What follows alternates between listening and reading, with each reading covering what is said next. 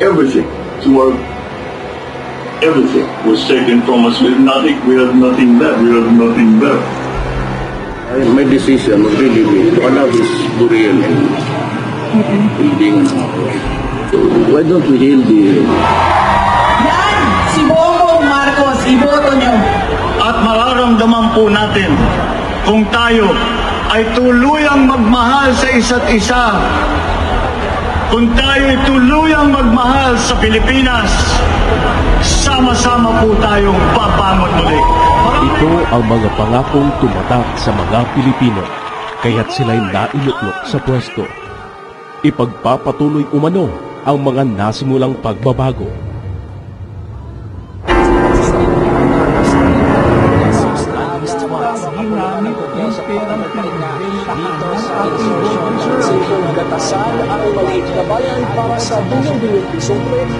Ngunit sa loob lamang ng ilang taon, sunod-sunod ang aligasyon ng malawakang pagkalustay ng pondo. Mga numerong hindi birong nawala sa kaban ng bayan.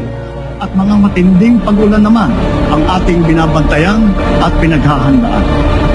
Mahigit 5,500 flood control project ang natapos na at marami pang iba ang kasalukuyang ginagawa sa buong bansa.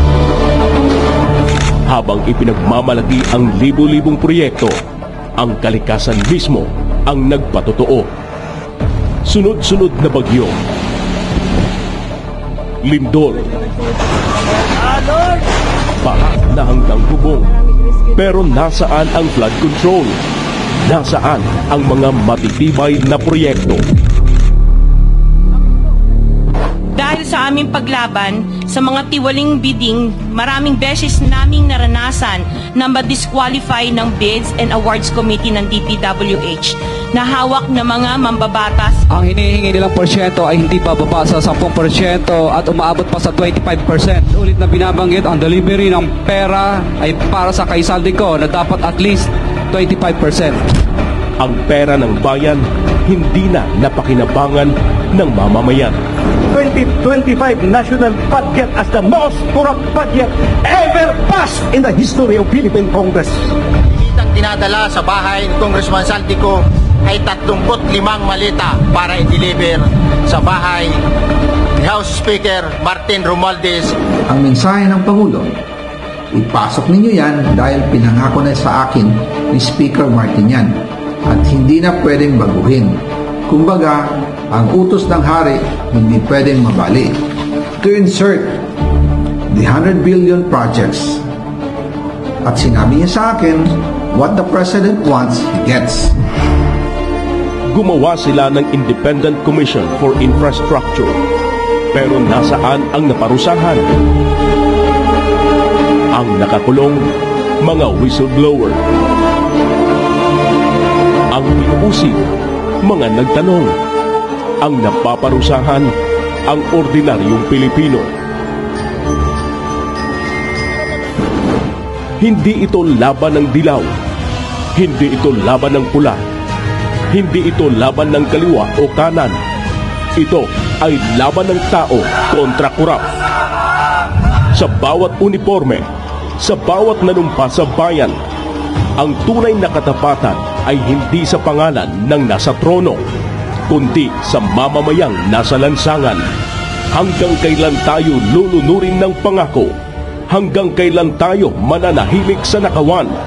Kung hindi tayo kikibo, sino? Kung hindi ngayon, kailan? Sa lawak ng nawaldas, hindi pera lang ang ninakaw, kundi pagkakataong mabuhay ng ligtas at may dignidad. Habang ang ilan ay nagpapalipat-lipat ng maleta at proyekto, ang buong sambayanan ang pinapasan ang presyo. Ito ang tunay na krimeng hindi maitatago sa papel, kundi ng isang gobyernong iniwan ang bayan sa gitna ng baha at binaha ang sarili sa kapangyarihan. Naway ang mga panahong ito'y magsilbing daluyong ng puwersa na magkapit-bisig at manindigan para sa ating bansa. Manindigan tayo para sa isang gobyernong totoong nagsiserbisyo para sa mga Pilipino.